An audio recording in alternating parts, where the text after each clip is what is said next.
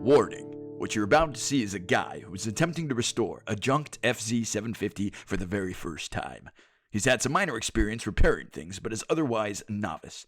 He will most definitely do some dumb shit. Please, don't give him too much crap. Hey, what's up? Welcome back to Kill Factory Motorsports. I'm Dan, and we're still working with the FZ750 project that I started. Last time I recorded a video, I was able to get this thing to turn over and run for a few seconds, which was great. But I'm still having some issues. I wasn't able to restart it after that. It was a bit of a fluke. One of the carburetors didn't have any compression, which tells me that there's probably something going on underneath it, probably a stuck valve or something to that extent. I am still somewhat of a novice, but I've been doing research and getting advice from friends, and I'm gonna rebuild this thing and hopefully get it started. That's the next goal, just to get it started, to get it running, and in order to do that, I'm gonna hit the next possible task, which is going to be to take off the carburetor, dismantle it, clean it, and hopefully that will help, but also in doing so, I'll be able to see what's underneath the carburetors, if there is a stuck valve or something much more difficult in the way of me getting this thing to run. So anyhow, first things first, let's get into these carburetors.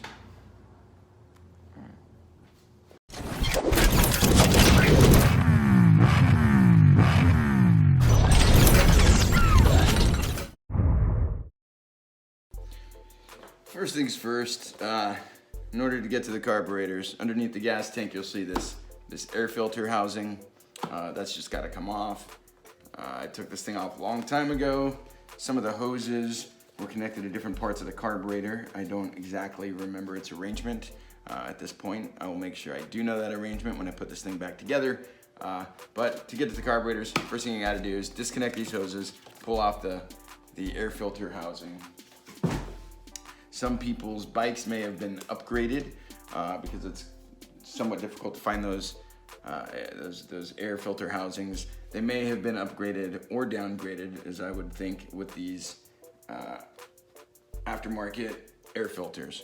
They're kind of cool. The gas tank will fit right on top of those. They're probably easier to maintain and manage than the air filter housing, but I like original parts, so I'm gonna put this back on the bike. But to get to the carburetors, if you have these, you just take them off. You might have to unscrew the fitting underneath, however they might be attached, but you could probably just yank them off. There you have it, there's your carburetor. Next thing you're gonna do after that is remove the fuel line hose. Just always wanna be careful when you're removing the fuel line, just to not make a mess. I've got my trusty IHOP cup. I'm gonna drain whatever's in that hose into this cup so I don't get it everywhere. And also underneath the motorcycle here, I've laid out cardboard because you don't wanna get petrol all over your garage floor or wherever you're working at. So make sure you always lay cardboard underneath your bike. Oil leaks, gas leaks, whatever, at least you're not making a mess. So just go ahead and remove the fuel line here. Doesn't seem like I have anything in there. There's not anything coming out, so we're kind of clear. But just in case, I'm putting this on the floor.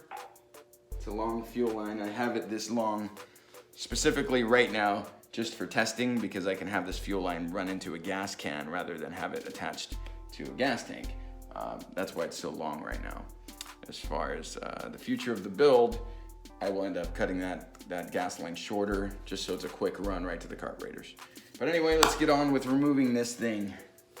Before we get started with the actual removal of the carburetors, I'd like to go ahead and note one more time to go ahead and pick up one of these. It's a climber guidebook.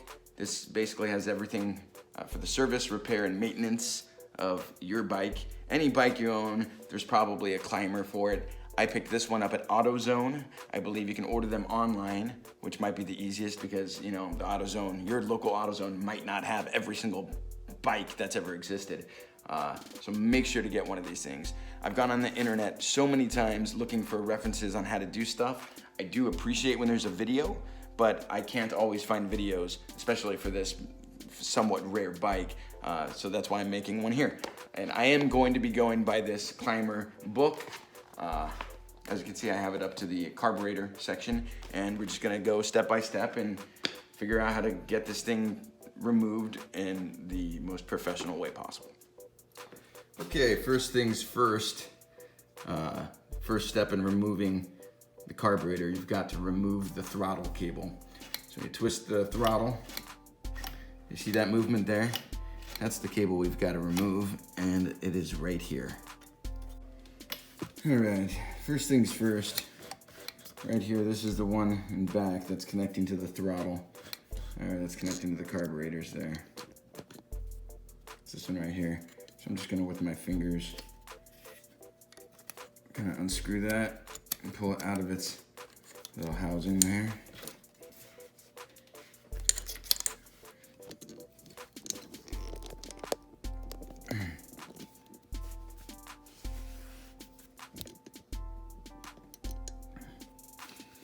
And from there, you see this cable, it's going under to this piece here in the middle.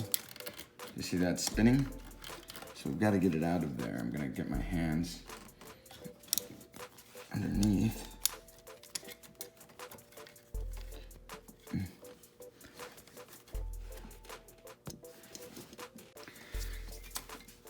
So right down here, there's a little piece of metal where the cable ends, and it's kind of hooked right where that spindle is.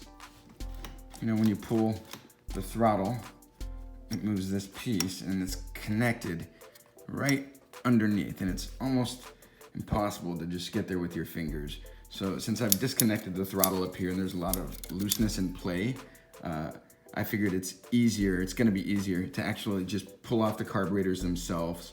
Then I'll be able to get under it and visibly see that piece and then unhook the cable from there. So that's what we're gonna do next. Therefore, the next step is to remove the seals at the bottom of the carburetors, they're right underneath, and that's pretty much what keeps them in place. So we're gonna take those off, pull off the carburetors, then we're gonna remove the throttle cable. There we go, so underneath the carburetors, we've got these metal/rubber clamps.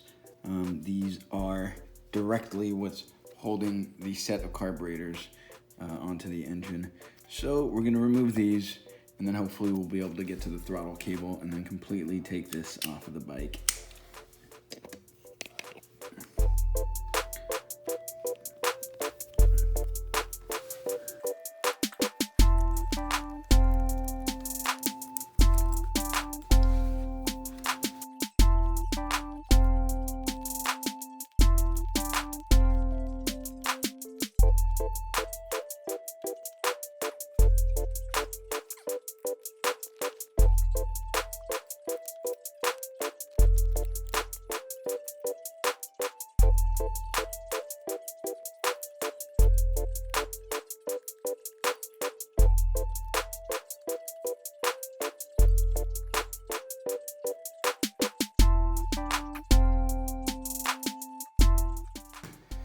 Right, I've loosened all those clamps down at the bottom. I think I've got them good enough. They're all moving, so theoretically, this whole set of attached carburetors should just pop out.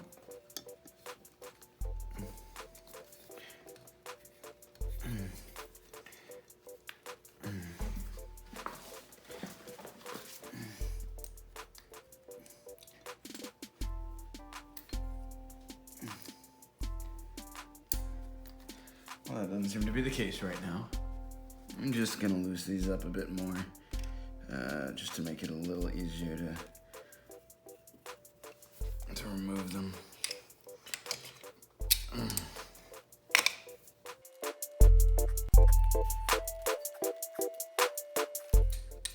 I think that one there might have been my problem.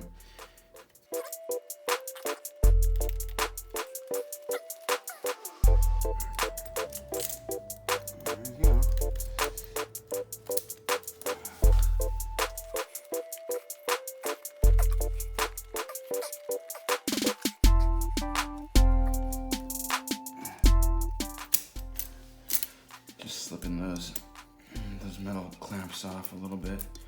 I might end up having to just completely remove them, which I was avoiding. It might be the only way to go.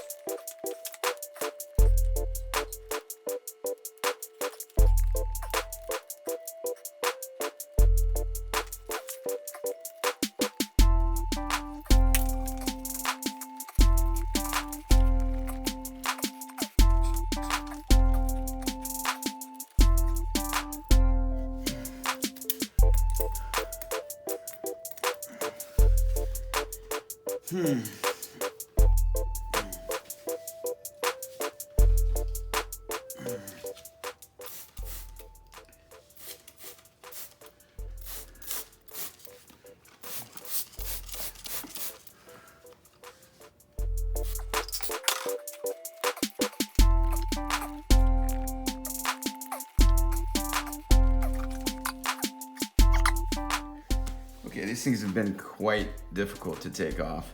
You gotta remember, this has probably never been taken off of the bike since the 80s, and this bike also spent many years outside just being weathered.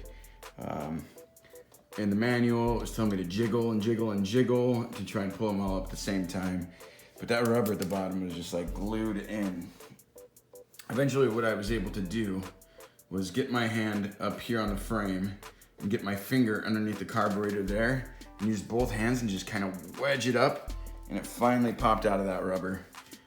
So now I'm gonna be able to do the other side and pull this thing out like originally planned. Let's see if that technique works over here. There we go. And it pops out. Oh. Okay. Now, there's our throttle cable right here.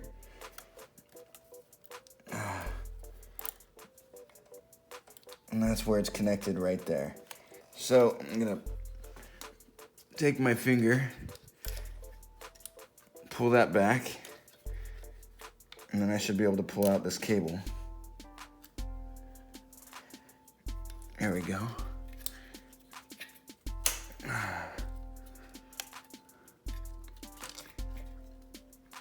It actually twists all the way around to back there.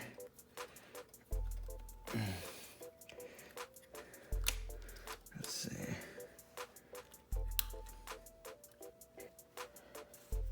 Let me see if I can get it with the screwdriver.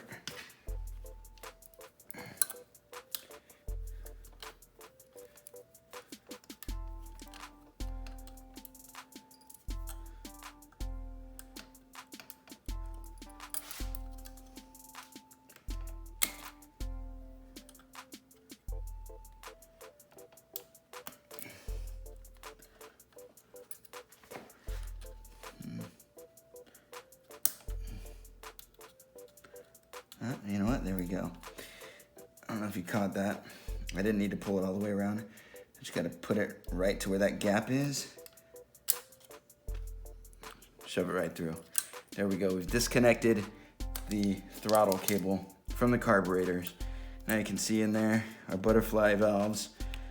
And got one more piece here that I forgot to pull off. That shouldn't be too much trouble. It's a bit rusted. Usually you can do these with your fingers. Let me see. Maybe I can get underneath it with some pliers or something. Can't find my needle nose. Maybe I can... That's really tight in there.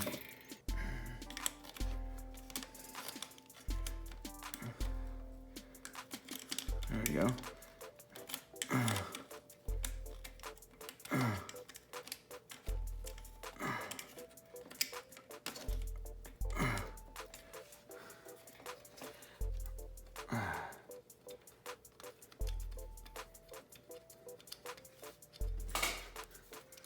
There we go. Next video, I'm gonna go ahead and try and disassemble these and give them a good clean. Shine them up, make them look good. And then we'll have some pretty kick-ass carburetors for this bike. But in the meantime, we're still kind of trying to figure out the main reason why this thing won't start up. So this will probably help, but I'm gonna look deeper and see if there's anything else within the engine that might be stopping her from running.